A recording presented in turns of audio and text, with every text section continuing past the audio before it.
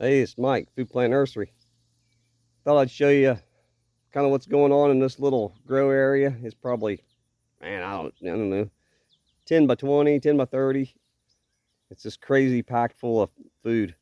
We was gone for 3 or 4 days. We was at Kentucky Sustainable Living. Selling some stuff down there. What a great, festival. Homesteading, medical, health. There's some tactical things. Some Bowling Green every year in July. Great thing to do. But I guess what I'm trying to show you here is, hey, we was gone, and you come home. What happened during the time you was gone? We may not know, but we can kind of see some things that happened. The white yarrow, very medically. It looks like the Trompicino blooms. This is what a Trompicino kind of starting to look like. They're great. If you hang them, they'll get really long necked. There's another weird looking one. So we're kind of in a drought, and I haven't been watering. I feel for at least raised beds, it's kind of a droughty. And looks like we had about 4/10 of rain when we was gone in my rain gauge, which that's a blessing. Ground cherries. So I come in like, boom. There must be, geez, I don't know, 50, 75 ground cherries on this one plant. How you know they're ripe is, let me get down in there, when they're laying on the ground. So what they look like is kind of like that. Then you kind of peel them. I'm gonna peel it here. Hang on. There you go. Then it looks like I guess it looks like a ground cherry. Kind of looks like a tomato. These taste kind of pineapple-y, vanilla. Not like major sweet, but sweet enough, sweet enough a kid would eat them. I'm sure of it. And for sure I will. So we sell these every year too. These are pineapple, kind of like yellow. But you can tell, one plant can put on the stuff. There's another plant behind it. And they're in the raised bed too, so I haven't been watering them. So they're kind of being neglected. Then we got the old sweet potatoes. I do videos every year kind of on them in tires. That's 2 tires. There's a little update on what they should kind of look like. That might be 2 slips in there. This raised bed has been jungleized again by cucumbers and stepping on vines and everything here. I'm sure there's some monsters in here that's not, I don't know. Well, that one's not, yeah, that one's even too big. Look down there, this one here turned to like chicken feed. Some more huge ones down in there. When you're gone, you got to pick these dudes every day, or you get overran by it. Down there at that Kentucky Sustainable Living, we took some courses on fermenting, and man, we're gonna ferment heavy. We've been doing sauerkraut and such already. Jalapenos, looks like they're getting closer. More sweet potatoes. We'll do lots of videos on these sweet potatoes. I'm a sweet potato fan, and they're cool. They're a cool plant, nutritious, easy storing with low impact. The cucumbers are coming across. I would say these are going to start flowing out into the grass. Great food that we're not utilizing also, the greens. We're getting moving here.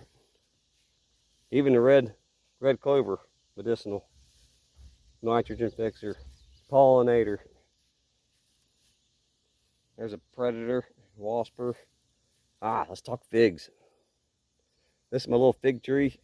I cut it down every year, about winter time. Right now it's probably 6 feet or a little better. But it's got, this is Chicago hardy. It's got fig after fig. I hope y'all can see that on each branch. And you can use, during permaculture talk, you can do functions, function stacking, like what, more than one. So you can also use it for a trellis, obviously. Sometimes it just happens. Queen's Anne lace. I'm not a fan of that.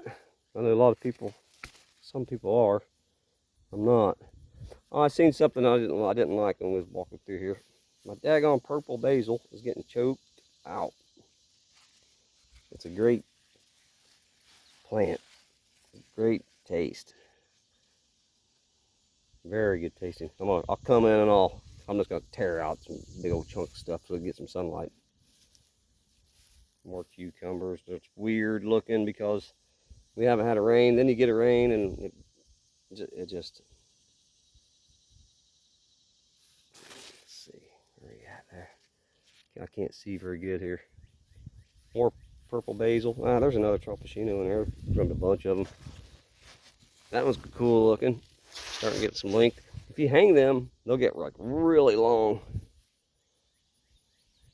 Let's run and look and see what these tomatoes look like. So the tomatoes are coming right along. This is like a little hog panel I put them on. I put tomatoes on both sides, and I kind of tie them up a little bit, but I've been putting them in these wood chips. This is my first year for wood chips in the garden because I'm a wood chip fanatic, but this is what's going to happen here. The next year we're going to really enhance the wood chips in the garden. My weed pressure's gone. This is see, there's no weeds kind of there, but this is the line, I guess you'd say. So of course there's on the line, there's dirt, soil, and there's wood chips, and they're trying to creep in, but we're going to lasagna layer this. I'll show you what we're going to do there. I got a lot of tomatoes here though. We're going to be canning good. And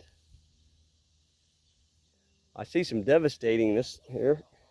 So we had our cabbage in. We've made sauerkraut with the round cabbage. And I tried these, like I don't know what you call it. Different, not round. They're like a teardrop, but they're supposed to get 10 pounds. But I waited a little too long to get these out because I was busy doing the nursery stuff. And now we got devastation of bug pressure. I'm not putting poison on them. So, but saying that, the problem is the solution here, because yes, I'm not going to have cabbage for second round, but I am going to feed my ducks these bugs, these worms, and lots of things going on the farm. My sweet potatoes are coming in. Got a little weed pressure since I'm gone. Some of my tobacco starting to flower. This is where I get my seed from. These are probably, I'll have to look at my little stake there, but these are either Cuban or Havana. They got great big leaves. You know what I mean? They're huge.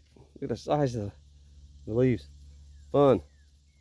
And we'll have to talk about some sweet corn a little bit. I got different, every 2-3 weeks I planted another little group of sweet corn. We're not huge sweet corners, but we like to taste them. This was the cabbage that we was doing. We got a predator in here killing these things. I'm debating on, this is the joker that's laying larvae and eating my stuff up. And there's a wasp. I know we don't like wasp a lot, but wasps are out here predating these dudes. So I'm debating on cutting them and throwing them all over, or let these things kind of go and build up a predator population better. But I'm kind of leery because I kind of want, I'm gonna put out fall cabbage. I got them started already. Let's see what they look like. I ain't been looked at them for a few days.